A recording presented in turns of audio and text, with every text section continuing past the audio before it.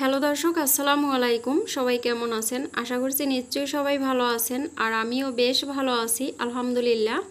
আজকে আপনাদের সাথে আবারও একটা রেসিপি নিয়ে হাজির হলাম, আর আজকে আপনাদের সাথে শেয়ার করব সিদ্ধ আলুর মুসমুসে পাকোড়ার রেসিপি।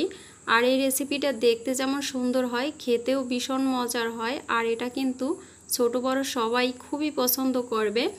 আর এটা আপনারা চাইলে সকাল বিকেলে টিফিনেও রাখতে পারেন, বা এখন কিন্তু রমজান মাস চলছে, সেক্ষেত্রে কিন্তু এটা ইফতারের আইটেমেও রাখতে পারেন।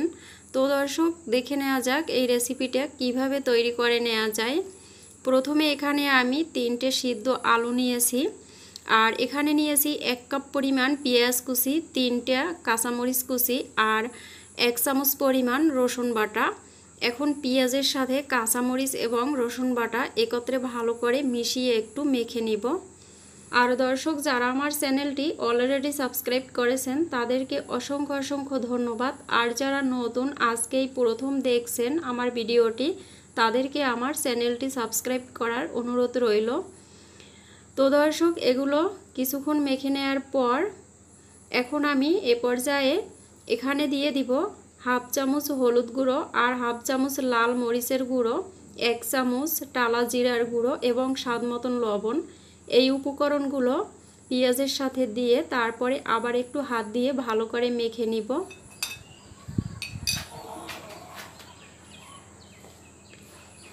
এখন আবার কিছুক্ষণ একটু মেখে নিব।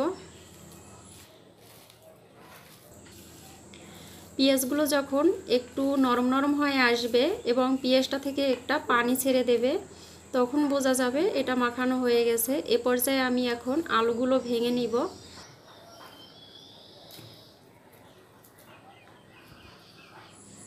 আর দর্শক, আলুগুলো বেশি মেশ করে নেওয়া যাবে না, এভাবে আস্তে আস্তে করে ভেঙে নিতে হবে, যাতে করে ছোট টুকরো আলুর থেকে যায়।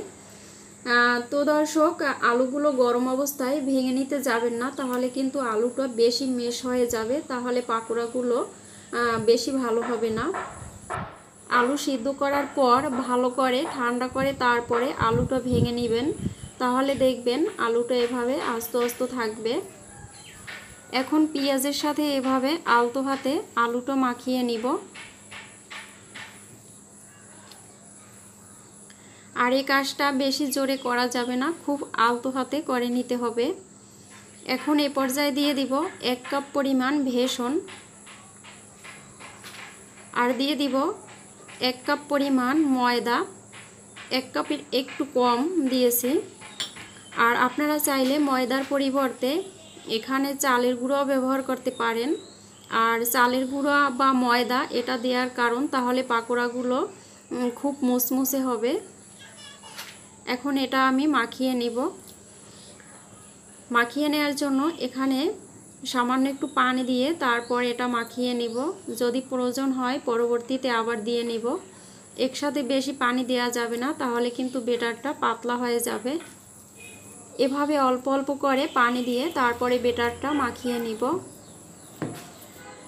এই যে দর্শক, বেটারটা এ অবস্থায় হবে। এভাবে হলে তাহলে বোঝা যাবে এটা আমার পারফেক্ট হয়েছে। এখন আমি রেসিপিটা তৈরি করে নেওয়ার জন্য চুলায় একটা প্যান বসিয়ে দিলাম। এখানে চুলায় প্যান বসিয়ে এর মধ্যে কিছু সয়াবিন তেল গরম করতে দিয়েছি। এবার দেখে নিব তেলটা গরম হয়েছে কিনা। তার জন্য এখানে আমি সামান্য একটু বেটারের অংশ দিয়ে দিলাম। দেখুন দর্শক, তেলটা কিন্তু খুব ভালোভাবেই গরম হয়ে গেছে। এখন আমি এখানে পাকোড়াগুলো ভেজে নিব। আর পাকোড়াগুলো এভাবে সাইজ করে দিতে হবে। আর এই পাকোড়াগুলো যতটা ছোট করে দেওয়া যাবে ততটাই মুসমুসে হবে এবং দেখতেও সুন্দর লাগবে। সবগুলো পাকোড়া আমি এক সাইজ করে দিয়ে দিব। এখন পাশ থেকে কিছু জায়গা খালি করে এই অংশেও আমি পাকোড়াগুলো দিয়ে দিব, তাহলে খুব অল্প সময়ের মধ্যে পাকোড়াগুলো হয়ে যাবে, বেশি সময় লাগবে না। এখন চুলার আঁচটা মিডিয়ামে রেখে এই সাইডটা আমি 2 থেকে 3 মিনিট ভেজে নিব। 2 থেকে 3 মিনিট পর পাকোড়াগুলো উল্টে দিব। উল্টে পাল্টে এই সাইডটাও আমি 2 থেকে 3 মিনিট ভেজে নিব। আর চুলার আঁচটা থাকবে মিডিয়াম হিটে, বেশি হাই হিটে দেওয়া যাবে না, তাহলে ভিতরের অংশটা কাঁচা থেকে যাবে আর উপরের অংশটা পুড়ে যাবে।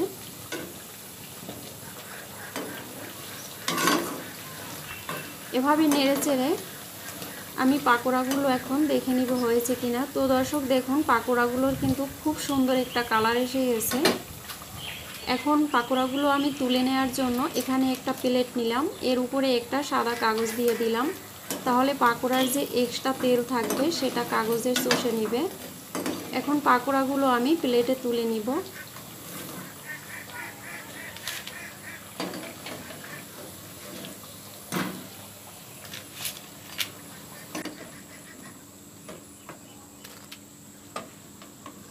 সবগুলো পাকোড়া তুলে নেওয়া হয়ে গেলে আমি একইভাবে অন্য পাকোড়াগুলো ভেজে নিব।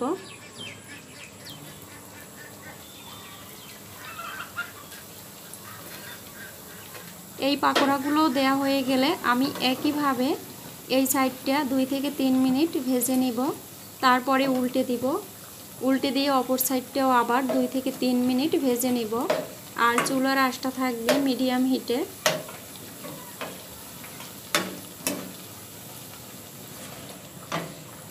এগুলো উল্টে পাল্টে ভেজে নেওয়ার পর এগুলো হয়ে গেছে, এখন আমি তুলে ফেলবো।